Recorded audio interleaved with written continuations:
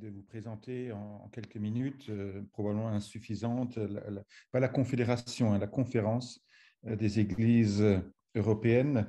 Ce titre a été choisi de conférence parce que c'est un organisme de coopération œcuménique.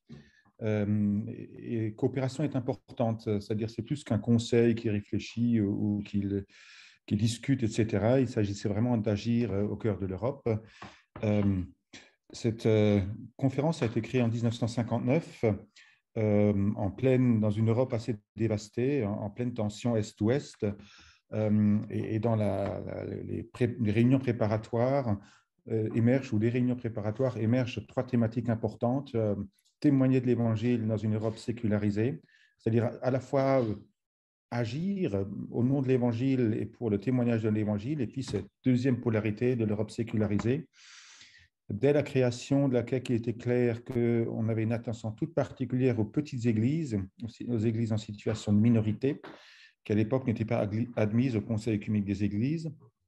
Et puis, le troisième mot d'ordre, c'est œuvrer pour la réconciliation et la paix. La CEC se conçoit ou se considérait et se conçoit toujours comme un outil de solidarité entre les églises en Europe, notamment par-delà le rideau de fer, mais aussi entre les grandes et les petites églises, les majoritaires et les minoritaires, etc. D'où ce mot d'ordre bridge building qui apparaît dès le début des années 50 dans son narratif. Aujourd'hui, c'est 114 églises membres, issues de 42 pays de l'Atlantique à l'Oural. Je vous montrerai tout de suite une carte. Environ 130 millions de chrétiens. C'est assez important parce que beaucoup de personnes veulent représenter un courant, etc. Et en fait, on se rend compte que dans le dialogue avec les institutions européennes, une question, c'est aussi la représentativité. Qu'est-ce qu'on représente? Donc, 130 millions de chrétiens. En collaborant avec les catholiques, on est très proche de 280 millions, non, 380 millions de chrétiens qu'on représente.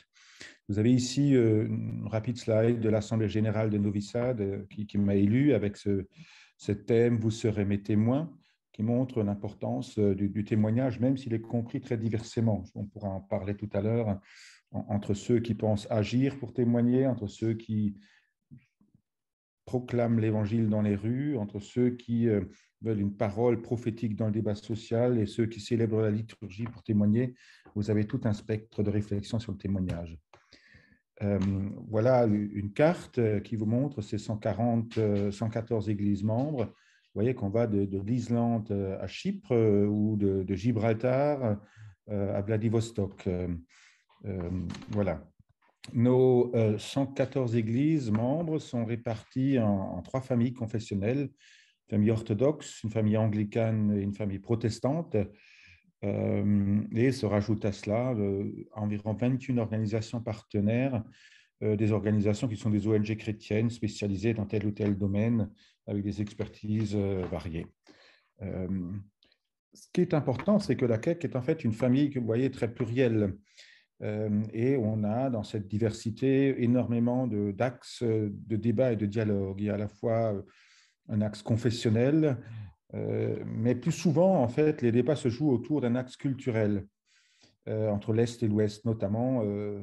La plupart des questions éthiques, vous avez les cultures des pays de l'Est, anciennement du giron soviétique, qui sont encore sur une ligne très conservatrice, alors que les pays de l'Ouest sont souvent sur des lignes, j'allais dire, plus libérales ou plus en dialogue avec la modernité.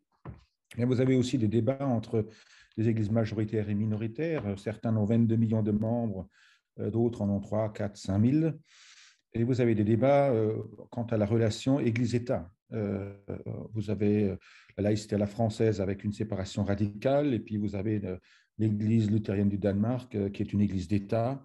Vous avez la reine d'Angleterre qui est chef de l'église anglicane en Grande-Bretagne, Church of England, etc. Moi, j'ai tout un spectre de diversité qui dialogue et de manière assez riche.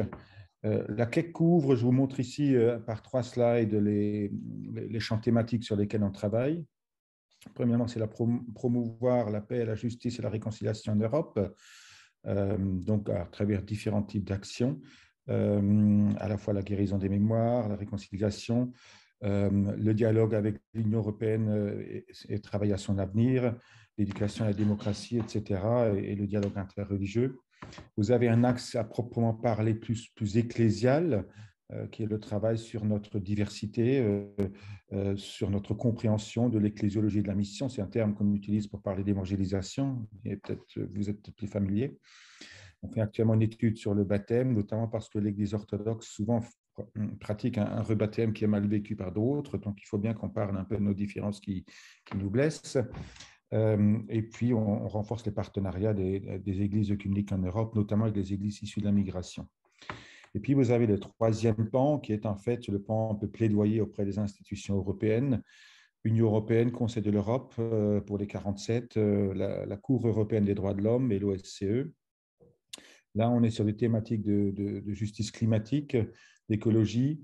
On est sur des thématiques de bioéthique, d'éthique, de technologie, notamment portées par le Bureau de Strasbourg, sur les thématiques de migration, de réfugiés, de demandeurs d'asile, d'églises issues de la migration, avec notre partenaire, la Church's Commission for Migrants in Europe.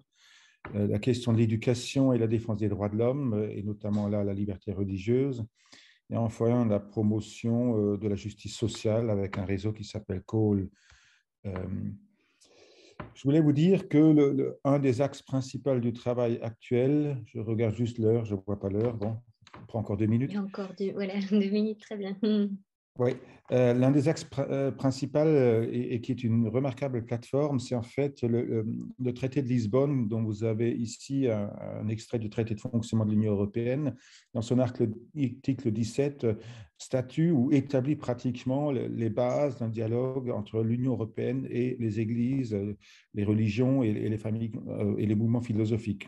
Regardez juste le point 3, le premier dit simplement que l'Union respecte et ne préjuge pas du statut dont bénéficie en vertu d'un droit national une Église dans un État membre. C'est-à-dire l'Union ne se préoccupe pas de savoir qui est Église ou qui ne l'est pas. Par contre, dans l'article 3, l'Union, reconnaissant leur identité et leur contribution spécifique, l'Union mène un dialogue ouvert, transparent et régulier avec ces églises et organisations. Et c'est donc dans ce cadre-là que nous avons un dialogue avec l'Union européenne à plusieurs niveaux. Nous rencontrons annuellement 1, 2, voire 3 fois le vice-président de la Commission européenne. On rencontre aussi la présidente de manière plus ponctuelle dans le cadre de ce qu'on appelle un High Reaches Meeting pour parler d'orientation politique en Europe. Tout récemment, on a eu un meeting sur la conférence sur l'avenir de l'Europe où en décembre, quand était apparue cette directive sur le langage inclusif, on n'avait plus le droit de parler de Noël, mais des fêtes d'hiver.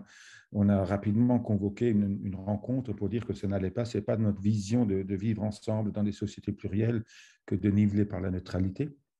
Ensuite, on a des séminaires pour dialoguer avec les parlementaires qui sont organisés par la vice-présidente du Parlement, ce qui nous permet parfois, quand on a un séminaire sur les droits de l'homme, la liberté religieuse, d'avoir une tribune avec les parlementaires qui justement s'occupent de ces questions. On a des rencontres à l'occasion des présidences de l'Union européenne, donc c'est ce qui se passe actuellement pour la France. On a rencontré avec un travail de relecture critique des axes prioritaires de ces présidences de l'Union. Donc, on a rencontré l'ambassadeur de France auprès de l'Union européenne et nous espérons avoir une rencontre avec le président de la République après les élections pour faire valoir un peu notre regard sur le projet de la France. Et puis, il y a un travail un peu plus permanent. Ce qui est important de savoir, c'est qu'on a une stratégie de parole portée ensemble avec la COMECE, c'est-à-dire c'est la commission des conférences épiscopales de l'Union européenne. C'est notre partenaire catholique et c'est là que c'est très important d'avoir une parole commune qui est très entendue. Plus on parle à un haut niveau de représentation comme cette parole conjointe, plus nous rencontrons les présidents des États membres, les premiers ministres, etc. Je voulais vous dire 2 choses de 2 sujets et on peut terminer là-dessus. Actuellement, on est très mobilisé sur la question de la liberté d'expression religieuse. Je sais que c'est un sujet auquel les baptistes sont très sensibles à travers l'Europe, puisque dans certains pays, notamment orthodoxes, étant très minoritaires souvent, et dans un pays qui a une identité orthodoxe forte, la liberté religieuse n'est pas forcément donnée. Mais on voit bien que les lois sécuritaires, comme ce qu'on a eu en France, mais qui a aussi pointé en Danemark, on voit aussi que certaines cultures des droits de l'homme va à un moment donné compliquer le libre exercice du culte. Et qui plus est, on sent que l'évolution des sociétés sécularisées, avec l'ignorance religieuse ou l'analphabétisme religieux qu'elle suppose, crée une forme de culture du soupçon qui va créer de plus en plus de soucis ou qui va faire en sorte que la liberté d'expression religieuse va être un sujet majeur dans les années à venir. On y travaille très sérieusement.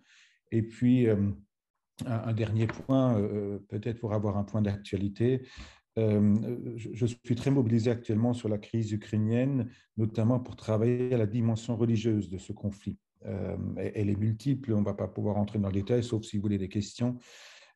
Mais à la fois, il y a un appel à la prière et à la solidarité qu'on porte avec d'autres partenaires. Je fais partie de réseaux de diplomatie qui sont assez discrètes, mais qui approchent le patriarche Kirill de Moscou pour essayer de faire bouger ses positions. On prend aussi des positions publiques pour le mettre sous pression. C'est vraiment un travail aussi de dimension politique. Et puis, nous sommes en train d'organiser des visites de solidarité dans les lieux pour soutenir toutes ces églises, notamment en Pologne, qui font un travail d'accueil et d'hospitalité pour ces réfugiés qui est absolument merveilleux. Voilà, je termine avec la dernière slide pour vous dire que la prochaine AG aura lieu en 2023 à Tallinn. C'est là que je rendrai mon mandat et que je me consacrerai plus pleinement à la présidence de la FPF et que le thème retenu, c'est « Béni en Dieu, construisons l'avenir ». Merci pour votre attention.